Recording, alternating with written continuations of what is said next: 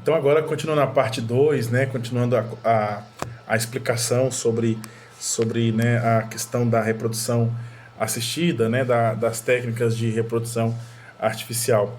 Então nós vimos essa questão, né, conforme nós falávamos da fragmentação da paternidade, maternidade, da desnaturalização da dignidade da pessoa humana, né. Também nós vimos a questão da desnaturalização da sexualidade humana, do ato conjugal.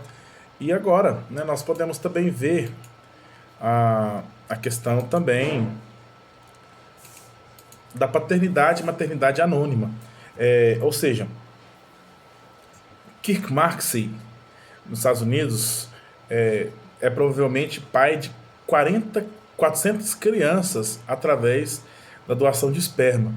Então, né, doa o esperma e aquele esperma depois, né, utilizado para a fecundação, e traz então um aspecto ético muito importante, né? Se anula a responsabilidade da pessoa, do doador, que não afronta as consequências do seu ato, é uma paternidade anônima nesse sentido, e também do doador se quer somente o que pode produzir o seu sexo, né? Então ele, digamos assim, com isso se afasta toda a sua pessoa, o seu rosto, não importa a pessoa humana nesse sentido. Então, né, a paternidade em relação do doador com a vida gerada e, né, a paternidade anônima nesse sentido, e ao contrário, né, a questão do doador ser visto somente como isso, como necessário ao que o seu sexo pode produzir, no caso, através da masturbação, a questão da coleta de espermas. Veja bem, existem problemas médicos, jurídicos, psicológicos, sociais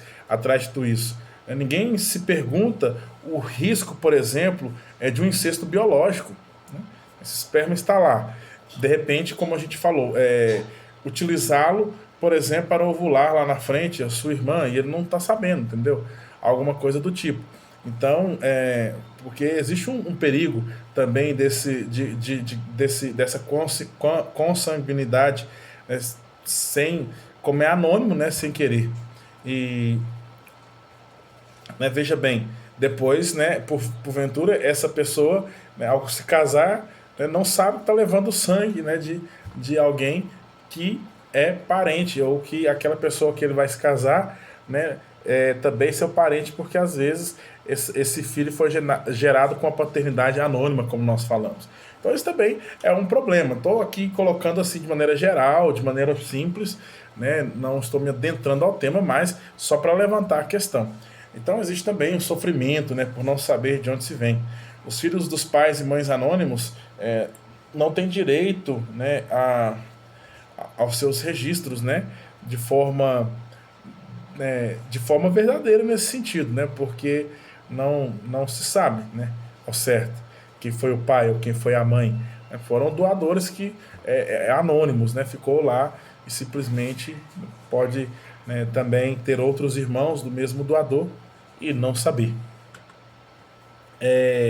Em março de 2016, 7 de março, o Tribunal Europeu de Direitos Humanos negou a uma mulher o direito de ter a gestação de embriões, né, concebidos in vitro e posteriormente congelados toda vez que o pai não quer. Né? Então, assim, veja bem, é o que ela queria, né? Ela queria simplesmente congelar os embriões e aí, né, é, quando quisesse, pudesse simplesmente ir lá e ter, né, essa fecundação ser realizada, ou nela mesma ou fora dela, porque o pai não queria. Então, assim, sempre congelando embriões e depois utilizando posteriormente. Também,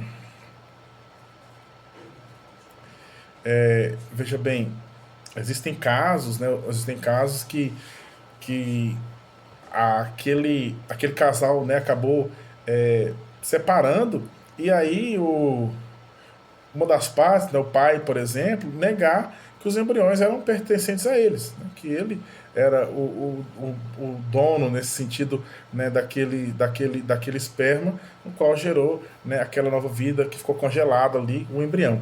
Então é uma questão ética séria nesse sentido, traz maiores complicações que às vezes não se contempla num simples olhar, né, inicial ali de nossa, né, querer ter o filho tal, né, essa vontade de ser pai e ser mãe, né, a barriga de aluguel, que hoje é chamada barriga solidária por alguns, né, para amenizar a coisa. Então, e aí entra o que nós já falamos antes da mortalidade embrionária.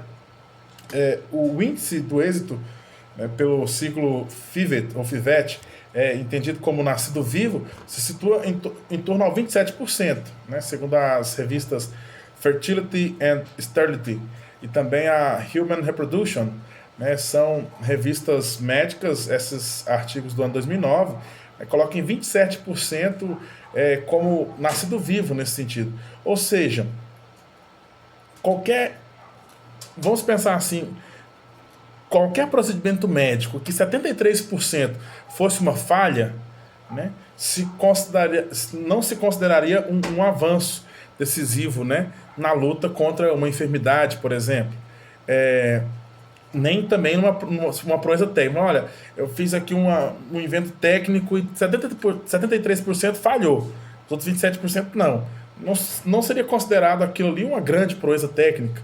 Mas na questão do embrionária, né, não se considera isso. As pessoas esquecem desse detalhe. 27% é considerado nascido vivo, né, o êxito do ciclo FIVET. Agora, veja bem, os outros 73%, né, então, existe uma mortalidade embrionária. Então, ali se mata uma vida. Né, se está testando com vidas. Por quê? Porque para nós, o embrião já é uma vida humana, que está ali, né, com todas as potencialidades para se desenvolver, mas já a vida humana a partir daquele momento. Ou seja, que um quarto dos embriões produzidos, eles nascem, o restante, né, é morto, né? Agora, se nasceram, por exemplo, uns 4 milhões de crianças com essas técnicas, então quer dizer que 20 milhões de embriões não foram dados à luz, ou seja, morreram. Conseguem ir percebendo, com esses números, que a questão é muito maior? Se a seleção embrionária nas técnicas FIVET é frequente, a transferência de 3 embriões para assegurar, 3 embriões para ter certeza, para assegurar que aquilo ali tem um êxito. Então, geralmente se coloca 3 embriões para que um possa nascer. Os demais são descartados. Então, se dá com isso também uma redução embrionária por seleção. 3, muitas vezes, né, essa seleção que eu falava antes do embrião melhor, mais forte, até para isso, para não ter aquela questão da anomalia, etc, etc. Como se ter um filho com alguma anomalia, com alguma doença genética que venha a nascer e ficar pouco tempo vivo, fosse algo ruim. Né? Os pais que com fé viram, né, ter um filho com alguma doença como também um presente de Deus, viveram esse momento também de um grande aprendizado, né, com uma grande, digamos assim, com uma grande fé que levou a perceber ali na doença do filho, né, além do sofrimento, logicamente, do tratamento, mas perceber também um dom que Deus deu para que eles pudessem cuidar destes filhos. Agora, numa técnica como essa, não. Né, uma redução embrionária por seleção. O mais fraco, ele é morto. Pronto, o embrião é descartado. A vida humana é descartada, como nós falamos em relação ao embrião. Portanto, né, e muitos outros, como já falamos também, são congelados. São aqueles embriões que são os excedentes. Como eles excedem, não vão ser utilizados naquelas técnicas de fecundação extracorpórea, ficam congelados para depois poderem ser utilizados. E, né, veja bem, se faz aí, se geram uns 8 a 10 embriões. Se congela a menos 196 graus. Na Espanha, por exemplo, se estima que existem mais ou menos em torno de 50 mil embriões congelados. Então, são vários milhões no mundo inteiro. E aí, né, o problema ético, o que fazer com esses embriões? É a questão, a vida humana que está ali. Não há uma resposta, mas só para a gente entender o problema ético maior que há de trás de tudo isso. A chamada crioconservação é incompatível com o respeito devido aos embriões humanos, com respeito devido à vida humana. Essa conservação é isso, a conservação do embrião congelado a menos 196 graus Celsius. Por quê? Porque pressupõe a sua produção in vitro, expõe a graves riscos de morte ou, né, de danificar a sua integridade física, priva, né, ao menos temporalmente, esse embrião da acolhida e gestação materna, que é o natural, né, para a vida humana, que é acolhida ali, né, no colo materno, é ali, né, gestada, e também se põe numa situação suscetível de posteriores ofensas e manipulações, como a gente viu também descartar, etc. Então, há uma questão muito maior aí de trás de tudo isso. E o que fazer com tudo isso? O que fazer com esses embriões, esses milhões de embriões congelados? Alguns falam, olha, fazer uma investigação ou uso terapêutico. Outros falam de descongelar, deixá-los morrer. Outros colocar à disposição das mulheres inférteis. Mas há tantas mulheres inférteis para esse número tão absurdo de embriões. Outros falam de uma gestação materna ou adotiva. Outros falam da congelação, do congelamento sine die, ou seja, deixa lá, entendeu? Até que se utilize, fica lá congelado para sempre, digamos assim. Documento Dignitas Persone, número 19, nós temos, né, mostrando que são claramente inaceitáveis as propostas de utilizar os embriões para investigação para uso terapêutico, porque implica tratar com simplesmente um material biológico, não como uma vida humana, e, né, a sua posterior destruição. E nós lembramos, é tratar uma vida humana, não é só um material biológico que pode ser simplesmente utilizado num teste de laboratório. Tampouco para nós é admissível a proposta de descongelar os embriões e utilizá-los para investigação como se fosse um simples cadáver. Pronto, morreu, né, vamos utilizar ali, né, de qualquer forma. Também colocá-la à disposição né, dos casais que têm problema de ter filhos estéreis como uma terapia de infertilidade não é eticamente aceitável, pelas mesmas razões com a qual né, se torna ilícito a procriação artificial heteróloga, né, com toda a forma de maternidade subrogada, as mães, né, de aluguel, as chamadas agora barrigas né, solidárias, etc, etc. Então, me desculpem, existe todo um problema ético que nós já citamos anteriormente por aí.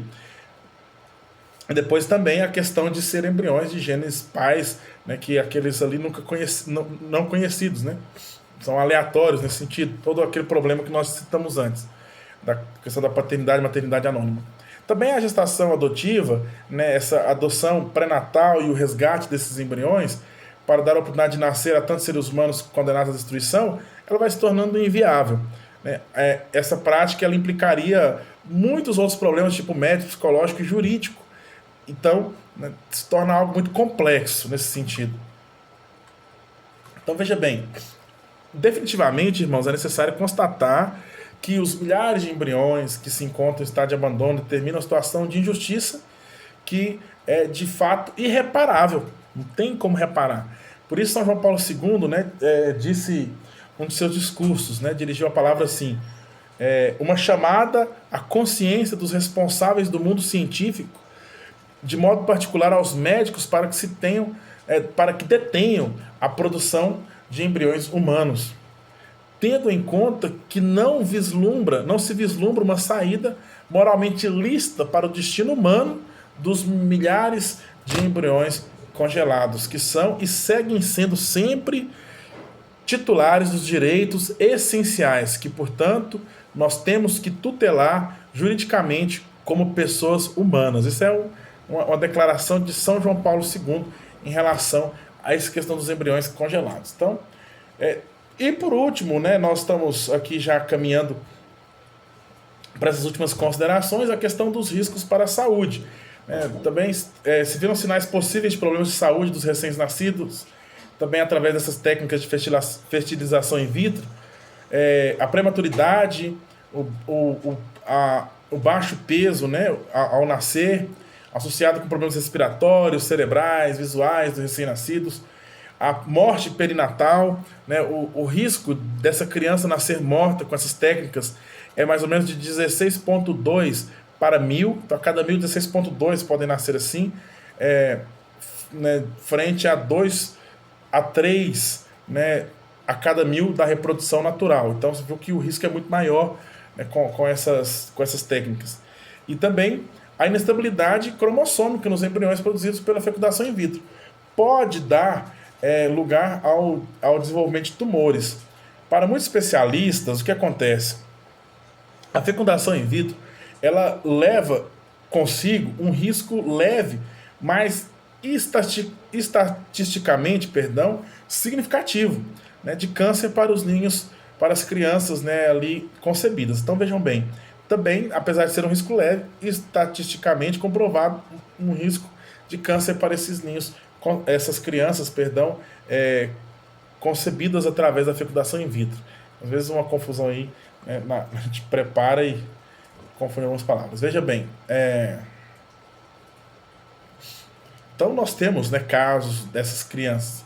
Temos a Amelia Taylor, ela nasceu no dia de 21 semanas de gestação, pesava 280 gramas, media 24 centímetros, é fruto da FIVET. Então, né, podem pesquisar o nome, né, na internet e vão achar, né, Amelia Taylor.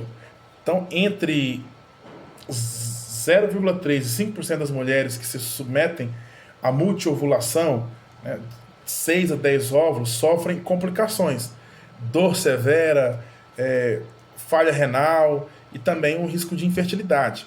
Existe uma forte pressão psicológica que pode também trazer a depressão. Esse tipo de procedimento também é associado com uma alta frequência, né, de gravidez múltiplas.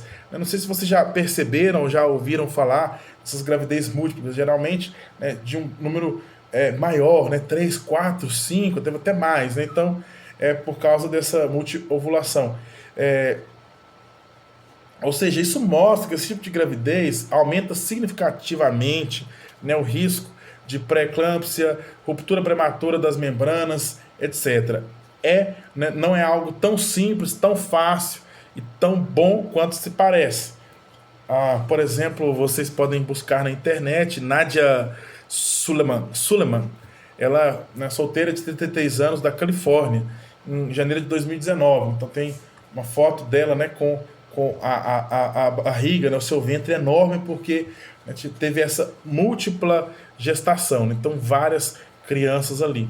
Também temos outros problemas associados, né? A FIVET, para subsistir e incrementar os seus ingressos, não pode arriscar a ter um pouco índice de êxito ou a produzir seres com discapacidades, né?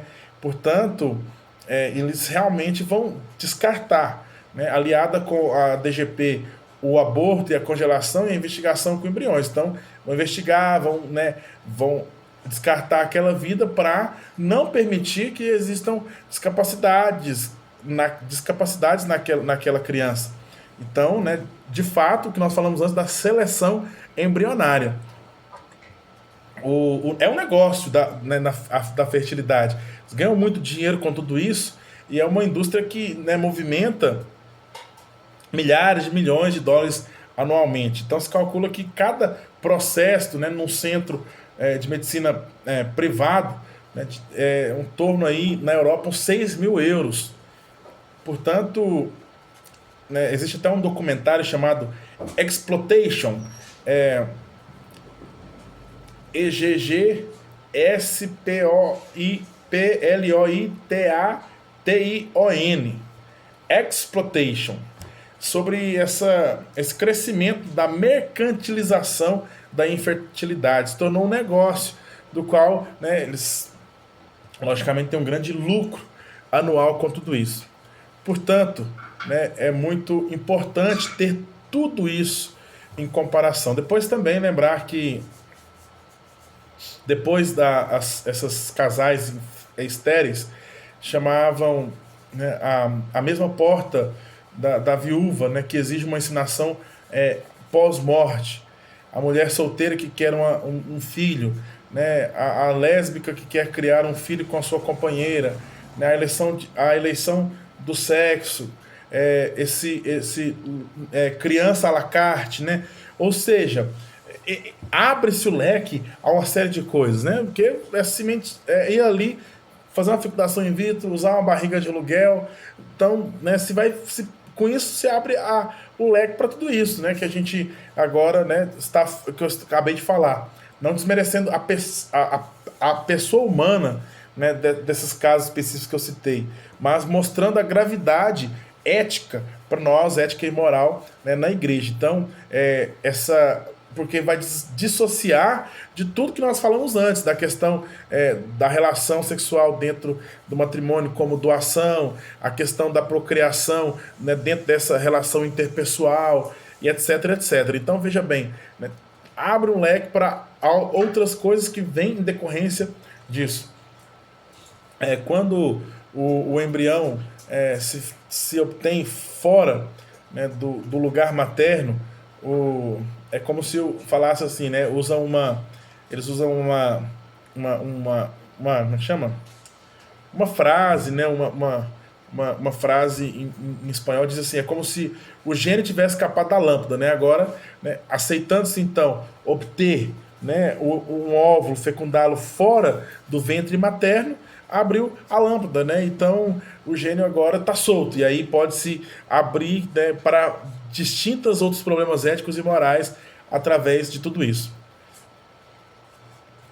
Essa frase, né, que se diz tanto na Espanha, né, foi citada por Carl de Gerassi, que foi o que descobriu os princípios ativos anticoncepcionais, indicando que a intervenção teria, né, possibilidades que a gente nunca suspeitou, né, que cada vez mais o ser humano ia interferir na vida humana e cada vez mais higiene fora da lâmpada, né, para dizer assim, ia ser mais explorada essa questão, abrindo o leque a outras coisas posteriores com problemas éticos e morais que levam a tudo isso também. Eu convido vocês para lerem nessa instrução chamada Dignitas Personae, né, que fala dos novos problemas relativos à procriação. Você pode encontrar no site do Vaticano, pode encontrar colocando na internet, documento católico Dignitas Personae, né, escreve Personae, e aí, né, número 12 e 13 vai tratar dessa questão. O número 12 faz uma referência ao tratamento da infertilidade, das novas técnicas médicas que devem respeitar os 3 bens fundamentais, né? Então, essas técnicas médicas devem respeitar 3 bens, muitas vezes não respeitam, que é o direito à vida e à integridade física de cada ser humano, desde a concepção até a morte natural, a unidade do matrimônio, que, né, implica o respeito recíproco, né, do direito dos cônjuges a converter-se em pai e mãe somente um através do outro, e também os valores especificamente humanos da sexualidade, que exigem que a procriação de uma pessoa humana seja querida como fruto de um ato conjugal específico do amor entre os esposos. Então, vai lembrar isso em relação a essas técnicas, número 12. Então, vamos formular para terminar, né, um princípio ético geral, né, para finalizar esses 2 vídeos que estamos tratando e jogando um pouco luz a esse tema e levantando algumas questões. O ato médico deve ser respeitoso da dignidade das pessoas, da sexualidade humana, quando se dirige para ajudar o ato conjugal a sua fecundidade, ou seja, para facilitar a realização ou para que exista um ato normal realizado e aí consiga que essa finalidade natural da relação sexual realizada de forma normal traga então aí uma vida nova, né? Dessa forma é algo que é respeitoso à dignidade humana, do contrário não é. É moralmente ilícito a técnica que substitui o ato conjugal e que é, né, o único ato digno da procriação realmente responsável, que é o ato conjugal, né, fruto dessa doação, né, dessa doação mútua. Isso nós vemos no número 3 da Dignitas Personae. E também, né, os meios técnicos não são rejeitados por serem artificiais, mas porque se contradizem os bens fundamentais da pessoa, são contrários a esses bens fundamentais. E todas as atuações médicas, cirúrgicas, farmacológicas, respeitosas com a dignidade do ser humano e a natureza da sexualidade humana, serão eticamente lícitas e humanizadoras desde o ponto de vista moral. Se respeita essa dignidade humana, se respeita o todo da pessoa humana, então é lícito e também serão, né, humanizadores do ponto de vista moral. O que não encaixar nesse respeito à dignidade do ser humano e da natureza da dignidade também da sexualidade humana não, né, vai contra essa ética lícita e humanizadora nesse sentido. Portanto, queridos irmãos, É uma forma, né? Acho que ficou claro, deu para entender bem, tá certo? Fizemos aí um apanhado de tudo, essas técnicas de reprodução assistida, né? Que nós falamos no início, explicamos um pouco, né, sobre a questão da procriação humana, vimos então, né, o encaixamos na ética, a partir daí vimos os métodos e aí levantamos os problemas éticos.